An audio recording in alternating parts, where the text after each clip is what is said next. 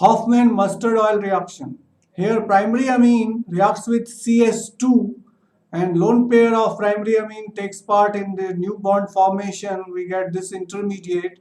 Here nitrogen is positively charged and sulfur is negatively charged because pi electron have shifted to sulfur.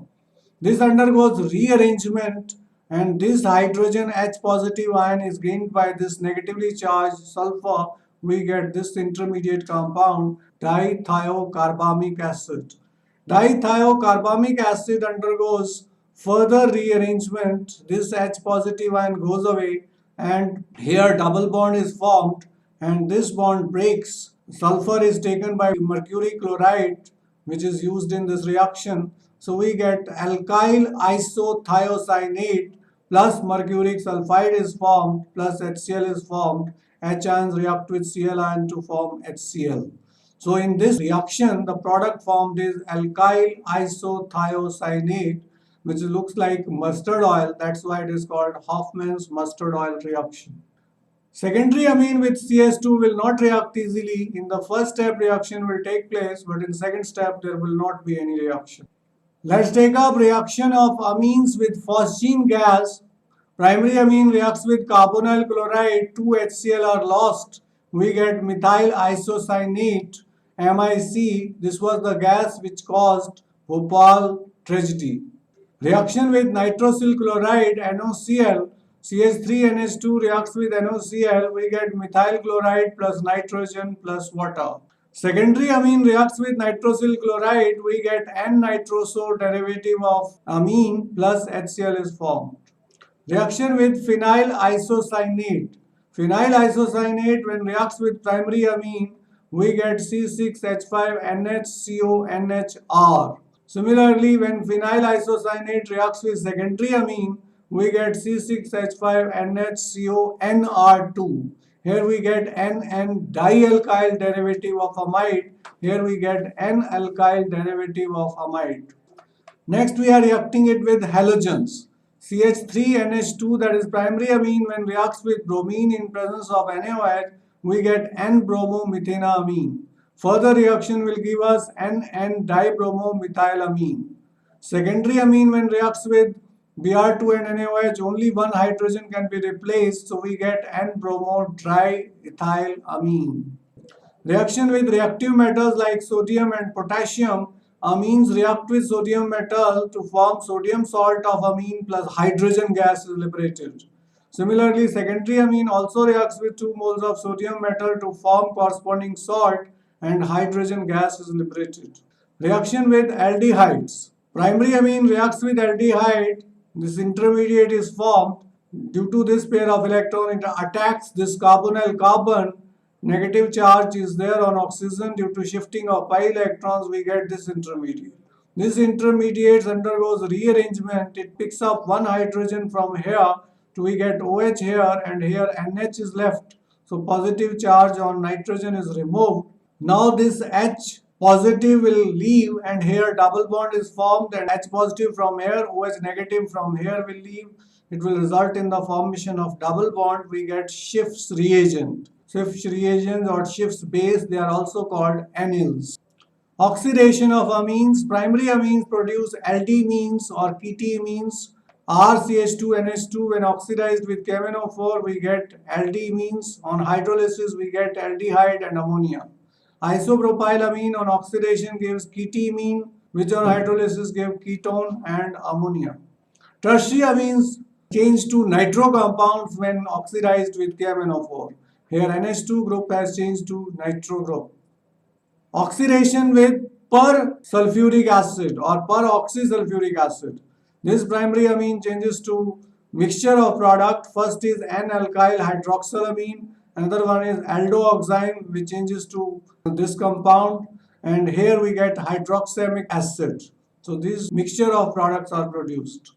Secondary amine when you oxidize with H2SO5 that is peroxysulfuric acid we get ketooximes which on further oxidation give R2C double bond NO. Plus we get dialkyl or isopropyl hydroxylamine. Normal hexylamine when reacts with peroxyacetic acid amino group get oxidized to nitro, we get one nitrohexane, but amount formed is only 30%.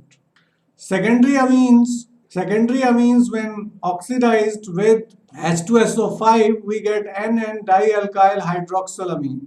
Secondary amine when oxidized with KMNO4, we get tetraalkyl hydrazine as the product. Tertiary amines form N oxide when oxidized with H2SO5. R3NO is formed. N is positive, O is negative because oxygen is more electronegative, nitrogen is less electronegative. Distinction between primary, secondary, and tertiary amines. Reaction with alkyl halides. Primary amines will react with 3 moles of alkyl halide to form quaternary ammonium salt. Secondary amine will react with 2 moles of alkyl halide to form quaternary ammonium salt. Tertiary amines will react with only 1 mole of alkyl halides to form quaternary ammonium salts. With acetyl chloride, primary amine will give N-alkyl acetamide. Secondary amine will give N-dialkyl acetamide. Tertiary amines will not react. With nitrous acid, primary amine will form diazonium salt, which will H2 alcohols, alkenes, etc. Nitrogen is evolved quantitatively. Secondary amines form nitrosoamine, which is characterized by Lieberman's nitroso test. And tertiary amines form salt, which is soluble in water. Carbylamine reaction, only primary amine react with chloroform and KOH and form carbylamine or isocyanide, which is foul smelling compound. Secondary amines do not react, tertiary amines do not react. Hinsberg reagent reacts with primary amine to form sulfonamide, which is soluble in alkali. Secondary amine forms sulfonamide, which is insoluble in alkali. But tertiary amines do not react. Reaction with CS2 and HgCl2 mustard oil reaction, alkyl isocyanate is produced which has a smell of mustard oil. Here we don't get alkyl isocyanate, and tertiary amines also do not react with HgCl2 and CS2, so they don't undergo mustard oil reaction. Let's take up conversions, ascent of series. Whenever you want to increase the carbon atom, the best way is go to cyanides. Now, before going to cyanides from amines, we have to get halide. For getting halides, we need alcohol. So, step by step, we are doing. First step, we are using HNO2. Methylamine reacts with HNO2, we get methyl nitrite.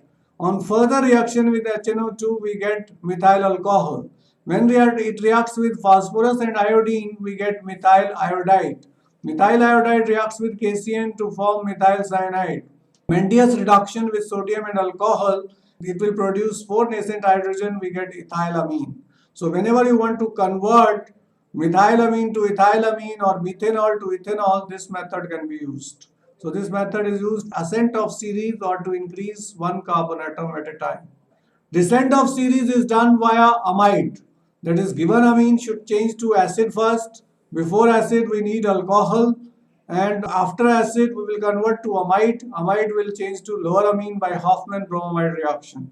So first step, we are reacting with HNO2 to get alcohol. It is getting oxidized with KMNO4 and dilute sulfuric acid to give acetaldehyde. Further on oxidation gives acetic acid. By heating with ammonia, we get ammonium salt.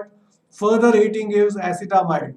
Acetamide undergoes Hofmann-bromamide reaction to give CH3NH2, that is lower amine. So whenever you want to decrease the carbon atom, you can follow this method via amide using Hofmann-bromamide reaction. Uses of amines.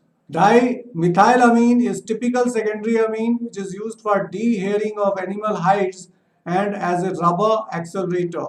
Trimethylamine is found in beet sugar, molasses and excreta of the fish. It is obtained by destructive distillation of beetroot sugar molasses.